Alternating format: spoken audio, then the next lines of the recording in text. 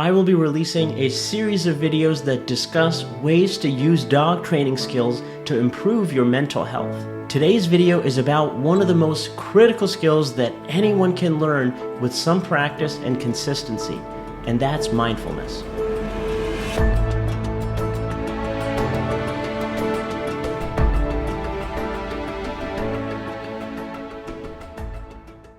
Mindfulness has a number of definitions, but a simple and useful one for our purpose is that it is the ability to be fully present and attentive to whatever we're doing in the moment. Instead of thinking about something that's happened in the past or planning the next thing in your day, it's the choice to show up and fully immerse yourself into an awareness of this experience. This is helpful because most forms of psychological pain or suffering are the result of the opposite of mindfulness, or mindlessness, when we get stuck on some negative experience that's happened or we think will happen. Working with your dog, training them, spending time with them can be an opportunity to practice mindfulness in a way that is very unique and accessible for dog owners. If you have a dog, you also have an advantage because there will be multiple opportunities in your day to develop this skill. And today, we'll start to look at some ways to do just that.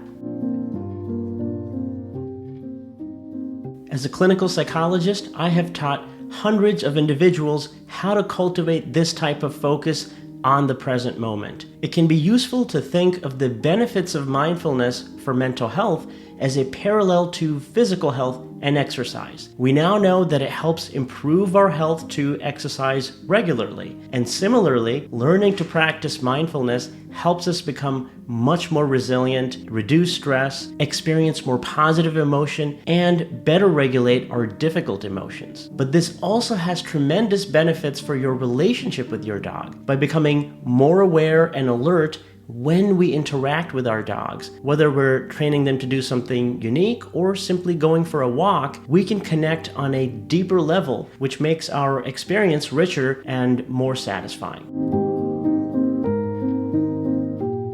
So you might be wondering, how exactly do I do this? If you've watched my channel, you will know that dog training requires attention, presence, and patience from the trainer, all of which are qualities of mindfulness practice. When you're training your dog to do something, you have to observe carefully to notice details about your dog's behavior. We also have to be very non-judgmental. We treat the dog with respect and don't blame them when things are not going our way. Instead of being reactive, we are reflective to think about, well, why didn't this work out the way I wanted it to? We also have to check our responses, which could be praising and celebrating with your dog or becoming still so that your dog can work out what you're trying to teach them to do. Here is a simple exercise to practice and incorporate into your routine with your dog. The next time you go to put a leash on your dog, just pause and wait with that leash in your hand.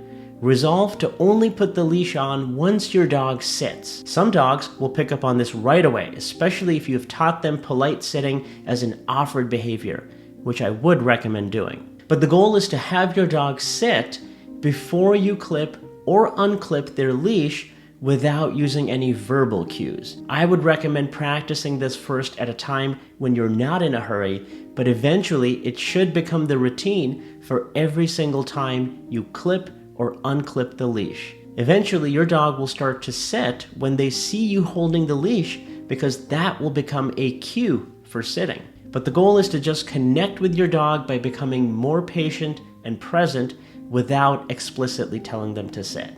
This exercise also opens up the lines of communication for your dog and can teach impulse control to those dogs that are very excitable around the leash. So creating deliberate moments into your daily routine with your dog is a simple and easy way to incorporate the skills of mindfulness. There are hundreds of ways that we can do this regularly that can benefit both us and our dogs.